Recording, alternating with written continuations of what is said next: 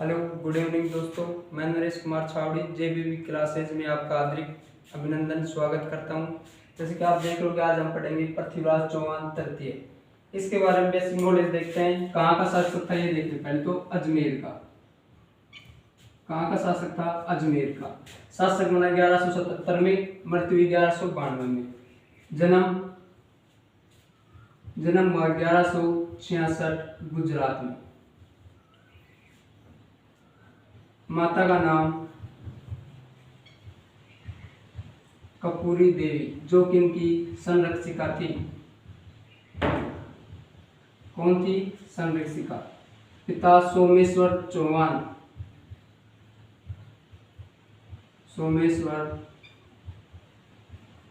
पिता इनके सोमेश्वर चौहान थे। हमने देखा इनको राय पिथौरा की उपाधि थी। राय पिथौरा की उपाधि या उपनाम से बोला जाता। 11 वर्ष की आयु में, लगभग 11 वर्ष की आयु में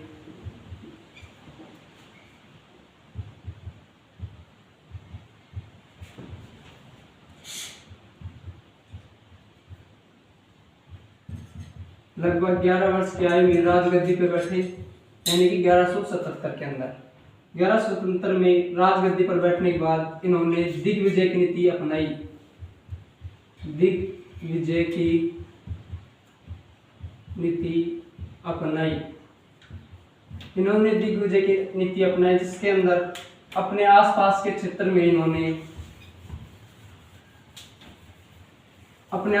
क्षेत्र में जो राजाएं थे उन्हें परास्त किया। जैसे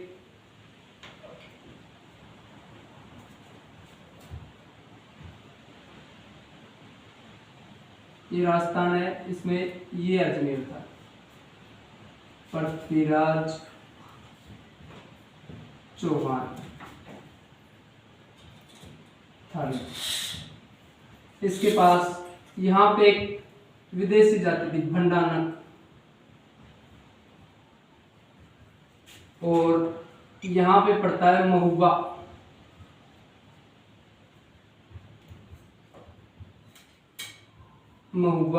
और महुआ के राजा थे परमदेव चंदेल।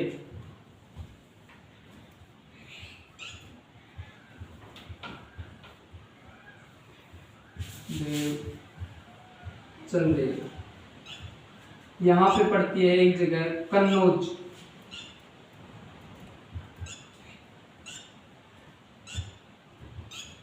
और कन्नौज के राजा थे जयचंद।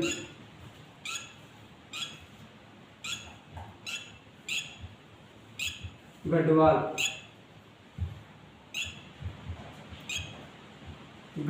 और गुजरात के शासक थे भीमदेव सेकंड। ये समझ में आ गया तो मान लो पूरा चौहान समझ में आ गया, पृथ्वीराज चौहान समझ में आ गया। इसके अंदर पृथ्वीराज चौहान ने 1182 ईस्वी में भंडानकों को परास्त किया और इनको यहाँ से खदेड़ा। इसके बाद इनकी सेनाएं दिल्ली से कुछ योजनाओं के द्वारा गई हुई थी और वो वापस लौट रही, जिसमें घायल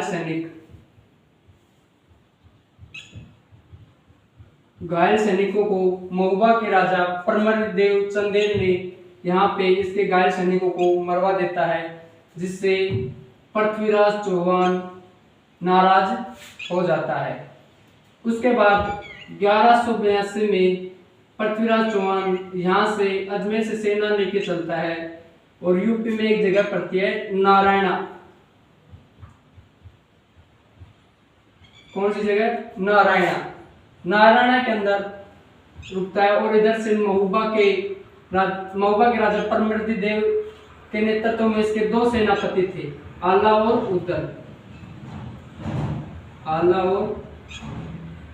उदल। इन दोनों के नेतृत्व में सेना जाती है यहाँ नारायण में, जहाँ पे पृथ्वीराज चौहान और आला और उदल के मध्य युद्ध होता है, जिसका नाम है तुमुल का युद्ध। क्या नाम है? तुमुल का युद्ध। इस युद्ध के अंदर आला और उदल वीर गति को प्राप्त होते हैं, वीर गति को प्राप्त होते हैं और पृथ्वीराज चौहान की विजय हो जाती है। इनके जाने के यहाँ से ये कितना काम होने के बाद अब पढ़ते हैं हम कन्नौज। कन्नौज के राजा जयचंद गढ़वाल, इसके एक लड़की थी जिसका नाम था संयोगिता।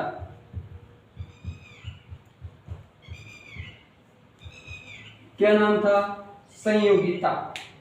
एक बात और बताऊं, महुआ के जो राजा परमदेव चौहान थे, इसके जो दो सेनापति थे आला और उदल, ये जब तुमुल का युद्ध कर रहे थे तो इनको एक कवि ने देखा था जिसका नाम था जगनिक। एक कवि ने देखा था जिसका नाम था जगनिक। उन्होंने आला और उदल को देख के एक बात कही, 12 वर्ष कुकर जिए 13 वर्ष सियार, 12 वर्ष कुकर जिए 13 वर्ष सियार, वर्ष 18 क्षत्रिय जिए बाकी सब धिकार। यानी कि 12 वर्ष कुकर जीता है, कुत्ता जीता है, 13 वर्ष सियार जीता है, क्षत्रिय ओनली 18 वर्ष जीता है। इसके बाद कन्नौज के राजा जयचंद गढ़वाल, इसके एक पुत्री थी संयोगिता और ये गई हुई थी मामा के, कहा? दिल्ली। कहा? दिल्ली। संयोगवश पृथ्वीराज चौहान के भी मामा कहाँ थे? दिल्ली। ये भी कहाँ गया हुआ था? दिल्ली। कहाँ गया हुआ था? दिल्ली। पृथ्वीराज चौहान के दोस्त चंद्रप्रदाय की किताब के अनुसार, पृथ्वीराज रासो के अनुसार बताया जाता है कि ये दोनों दिल्ली गए हुए थे और इन दोनों के मध्य प्यार हो जाता है, लव हो जाता है और पर्चियों का आदान प्रदान, लेटरों से बात होती थी। इस बात का पता चलता है जयचंद गढ़वाल को और ये अपनी पुत्री संयोगिता को दिल्ली से वापस बुला लेता है। इधर से पृथ्वीराज चौहान भी वापस आ जाता है। ये हादसा तो एक दिन गुजरना ही था, ये हादसा तो एक दिन गुजरना ही था, बस मैं एक रोज मरने वाला ही था, ये तो मेरे हाथ कट गए वरना मैं तेरी मांग में सिंदूर भरने वाला ही था। इसके आगे देखो, यहाँ तक सब ठीक था, लेकिन जयचंद ने पृथ्वीराज चौहान की बेइज्जती करने की या नीचा दिखाने के लिए संयोगिता का रख दिया स्वयंवर।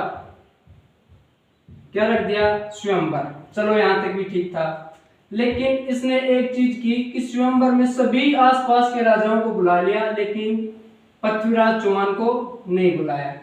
चलो यहाँ तक भी ठीक था, लेकिन इन्होंने क्या किया, जहां पर राजाओं ने चप्पल निकाली वहां पे पृथ्वीराज चौहान की मूर्ति बना दी। और स्वयंवर के अंदर होता है कि लड़की स्वयं अपनी इच्छा से वर चुनती है और संयोगिता ने वर चुनने की इच्छा हुई और यहाँ से चल के पृथ्वीराज चौहान की मूर्ति पर क्या पढ़ा देती है? हार। सुन साहिबा सुन प्यार की धुन, मैंने तुझे चुन लिया तू भी मुझे चुन। और संयोगिता पृथ्वीराज चौहान को क्या पढ़ा देती है? हार। इसको अपना वर चुन लेती है। इस बात से नाराज होकर जयचंद गढ़वाल ने अपनी पुत्री संयोगिता को एक कमरे में बंद कर देता है, एक कमरे में बंद कर देता है। इस बात का पता चलता है पृथ्वीराज चौहान को। किसको पता चलता है? पृथ्वीराज चौहान को। और पृथ्वीराज चौहान यहाँ से कुछ सेना लेके चलता है, तो कहते हैं उस टाइम इसके दरबारी कवि ने इसको मना भी किया था, लेकिन चंद्रप्रदाय ने इसको मना भी किया था, लेकिन ये नहीं माना और इसको कहा कि जयचंद गढ़वाल बहुत शक्तिशाली शासक है, लेकिन आशिक था, नहीं माना। पृथ्वीराज चौहान यहाँ से सेना लेके आता है और जयचंद गढ़वाल के साथ युद्ध करता है, उसमें संयोगिता को लेके हरण करके और कहाँ ले आता है? अजमेर। संयोगिता का हरण करके कहाँ ले आता है? अजमेर। मैं तुझको भगा लाया तेरे बाप के डर से, तेरे बाप के। और इसको कहाँ लेके आ जाता है? अजमेर। तो इधर बंडान को दमन किया, ये भी दुश्मन हो गए। महुआ के राजा परमदेव दुश्मन हो गया और जयचंद से भी क्या ले ली? दुश्मनी। इसके बाद गुजरात के राजा भीमदेव सेकंड, इसके दो रीजन बताते हैं। एक रीजन तो मैंने कल बताया था कि पृथ्वीराज चौहान के पिता सोमेश्वर चौहान को किसने मारा था? भीमदेव ने। सोमेश्वर चौहान की मृत्यु, या कहें कि पृथ्वीराज चौहान के पिता की मृत्यु, हत्या किसने की थी? भीमदेव ने। एक तो रीजन ये था। दूसरा रीजन बताते हैं कि यहाँ आबू आबू की एक राजकुमारी थी इंचनी। आबू की एक राजकुमारी थी इंचनी और सोमेश्वर सेकंड इससे क्या करना चाहता था, शादी। लेकिन कहते हैं कि इंचनी किससे शादी करना चाहती थी, पृथ्वीराज चौहान से। और पृथ्वीराज चौहान इंचनी से शादी करके इसे अपने दरबार में ले जाता है, जिससे सोमेश्वर चौहान क्या हो जाते हैं, कुछ लेके कहते हैं कि इनको युद्ध भी हुआ था, उसमें सोमेश्वर चौहान मारा गया था, लेकिन ऐसा कुछ नहीं है। सोमेश्वर चौहान अपनी मौत मरा था। अब चलो इसके आगे आप देखते हैं नई चीज क्या हुआ था।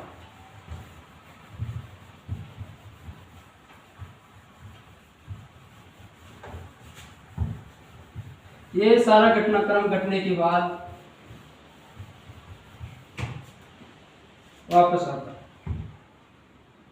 और ये है राजस्थान और इसमें ये अजमेर। पृथ्वीराज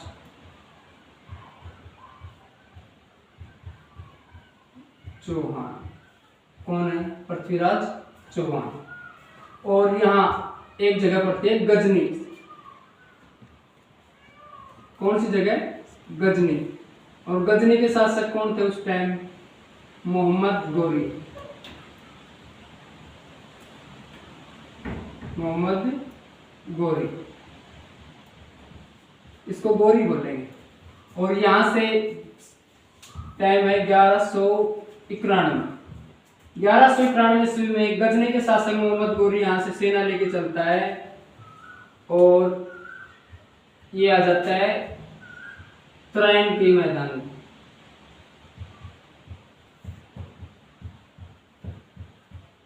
तराइन का मैदान कहाँ पड़ता है, हरियाणा में, करनाल हरियाणा। यहाँ पे आ जाता है। इस बात का पता चलता है पृथ्वीराज चौहान को। पृथ्वीराज चौहान अपने एक सेना लेके जाता है जिसका सेनापति गोविंद राय को बनाता है। गोविंद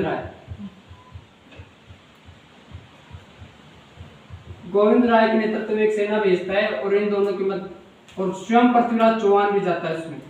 इन दोनों के मध्य होता है युद्ध, तराइन का प्रथम युद्ध 1191 में।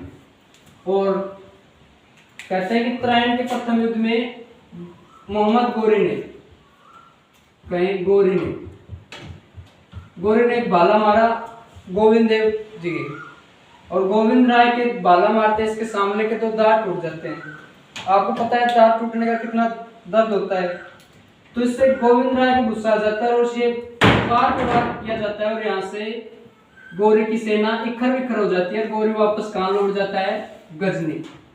कहाँ लौट जाता है, गजनी, और तैयारी के लग जाता है,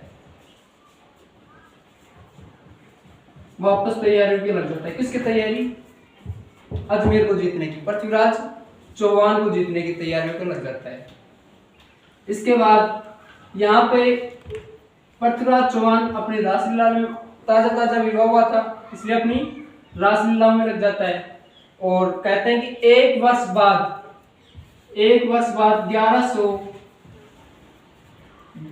1192 ईस्वी में, 1 वर्ष बाद 1192 ईस्वी में गोरी वापस अपनी सेना लेके आता है। कहते हैं कि इसकी सेना में लगभग 1,20,000 सैनिक थे। 1,20,000 सैनिक बताते हैं। यहां से सेना लेके चलता है और ये पहुंचता है लाहौर। गोरी लाहौर आके पृथ्वीराज चौहान को संदेश भिजवाता है कि या तो इस्लाम कबूल कर लो या फिर युद्ध करो। और ये संदेश पहुंचने के बाद पता है पृथ्वीराज इस्लाम कबूल नहीं करेगा, इसलिए ये वापस कहते हैं वही घोड़ा वही मैदान कहा जाता है, तराइन के मैदान में, सन 1192। अब पृथ्वीराज चौहान का दरबारी कवि बताया मैंने, जिसने लिखी पृथ्वीराज रासो। पृथ्वीराज रासो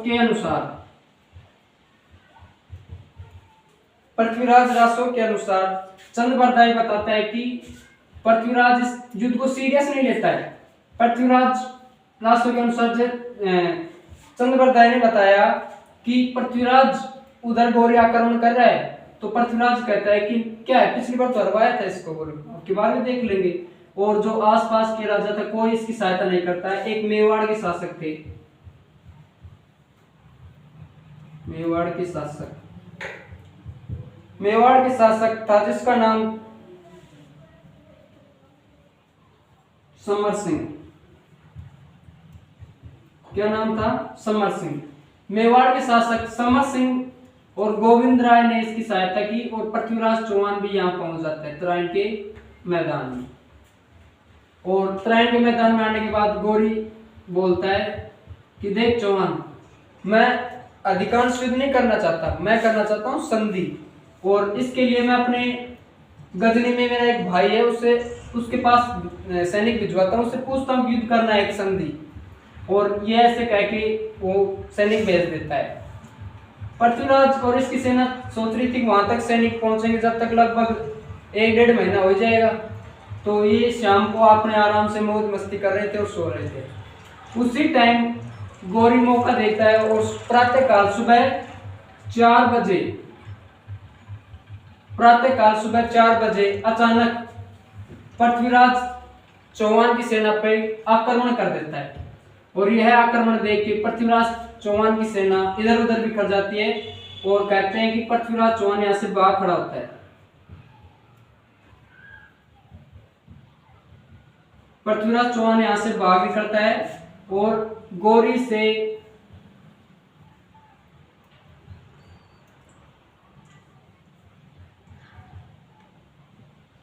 सरिस्सा में पकड़ लेता है। यहाँ पे पकड़ने के बाद अधिकांश इतिहासकार तो यही कहते हैं कि यहीं इसको पकड़ के इसको मार दिया जाता है। लेकिन पृथ्वीराज रासों में चंद्रबरदाई ये लिखता है कि यहाँ से मोहम्मद गौरी ने पृथ्वीराज चौहान को गजनी लेके जाता है। कहाँ लेके जाता है? गजनी। गजनी ले जाने के बाद वहां पे मोहम्मद गौरी पृथ्वीराज चौहान से कहता है कि नजरें नीची करो, आंखें नीची करो। लेकिन चौहान वंश का कौन था? चौहान था। इसने इनकार कर दिया कि चौहान कभी आंखें नीची नहीं करते। और पृथ्वीराज रासो के अनुसार कहते हैं कि मोहम्मद गौरी ने पृथ्वीराज चौहान की दोनों आंखें फुड़वा दी थी या निकलवा दी थी। इसके बाद पृथ्वीराज रासो जयचंद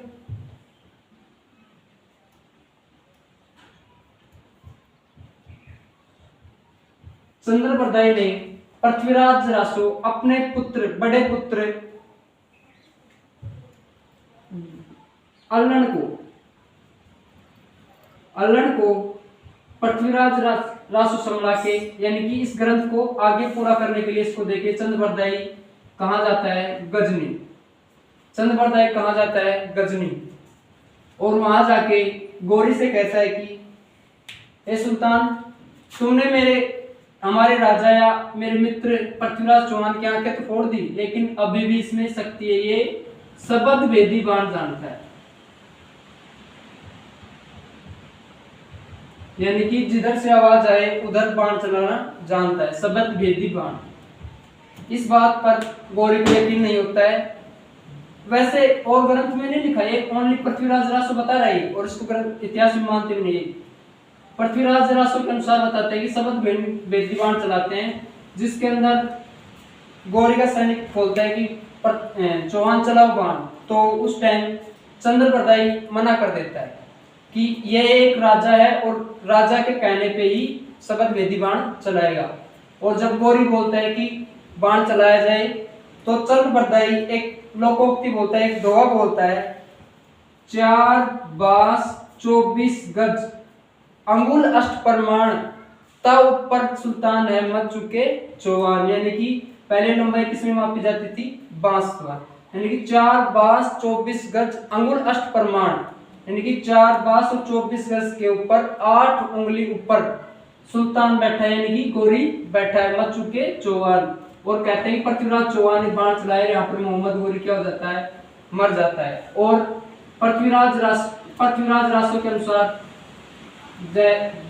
चंद्रबरदाई ने पृथ्वीराज चौहान की भी हत्या कर देता है और स्वयं भी अपने आप को समाप्त कर लेता है।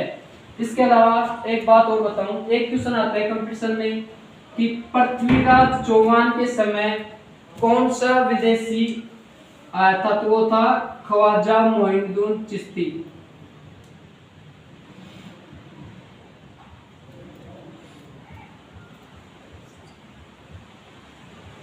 ख्वाजा मोइनुद्दीन चिश्ती, जो कि अजमेर माने के पास इसकी मृत्यु हो जाती है, इसलिए अजमेर में क्या दरगाह बनाई गई है, कहाँ पे, अजमेर। ये दोनों प्रश्न बहुत इंपॉर्टेंट है। ये बहुत आता है कि एक तो आता है कि पृथ्वीराज चौहान के समय कौन आया था, ख्वाजा मोइनुद्दीन चिश्ती, या फिर प्रश्न आएगा ख्वाजा मोइनुद्दीन चिश्ती की दरगाह कहाँ पे है, तो अजमेर में। और 1 से 6 उर्स इसका मेला लगता है, 1 से 6 उर्स इसका मेला लगता है। ठीक है, अब समझ में आ गया होगा पृथ्वीराज चौहान। हमने देख लिया पृथ्वीराज चौहान।